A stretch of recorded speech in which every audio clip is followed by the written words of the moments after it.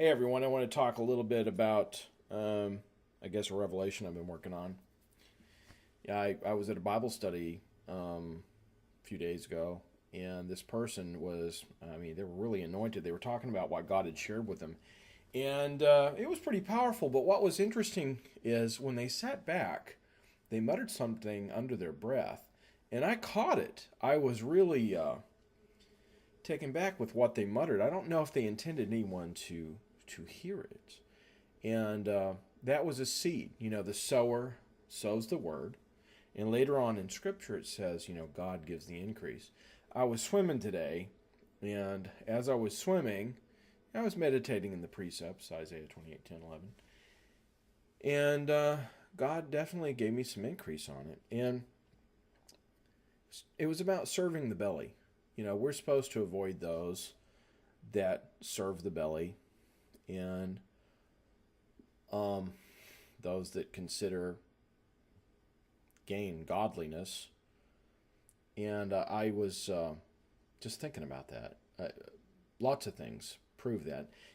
Jesus says you can't serve two masters, God and mammon. But I was always thinking, okay, mammon's a big one. Mammon is a huge, huge obstacle in the Christian faith.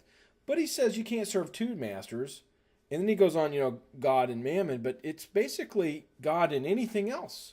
Thou shalt have no other gods before me. And even our belly. And I'm like going, whoa, that's a pretty... I thought mammon was bad. But our flesh says we need food. Our whole lives are centered around food. Look at our Western culture. We are about food, man. If we're not about mammon, we're at least about food. Our flesh will tell you that. And there's a few examples in Scripture that I was pondering on.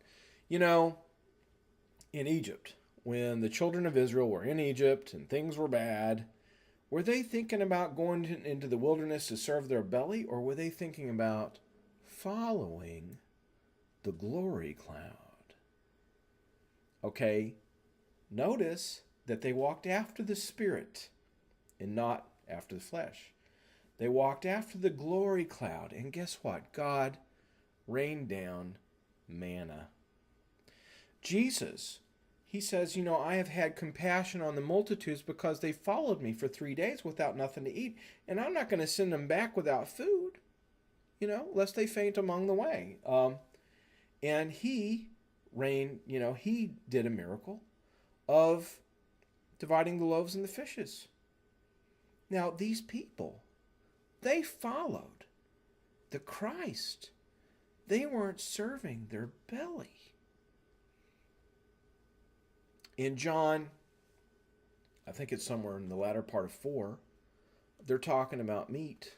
And Jesus says, I have meat that you know not of. My meat, I'm paraphrasing, is to do the will of the Father and finish his work. Food, man. The will of God is more important than food. In the Sermon on the Mount, it says, take no thought for the morrow, Don't worry about what you're going to eat, drink, or wear. Have you thought about that? Take no thought. Doesn't say take, a little bit of thought. It says no thought. God's our provider. Wow. That just kind of floored me, because normally when I meditate that you can't have two masters, mammon's like a big deal. We're thinking about luxuries and stuff. But, in the New Testament, they're talking about not serving your belly. Wow. Do we live up to our theology? That's a pretty gnarly, that's pretty gnarly. Do we live up to our theology? And I guess the answer is no, because if we lived up to our theology, there'd be no repenting. There'd be no walking after the Spirit. Anyway, just a revelation I wanted to share with you.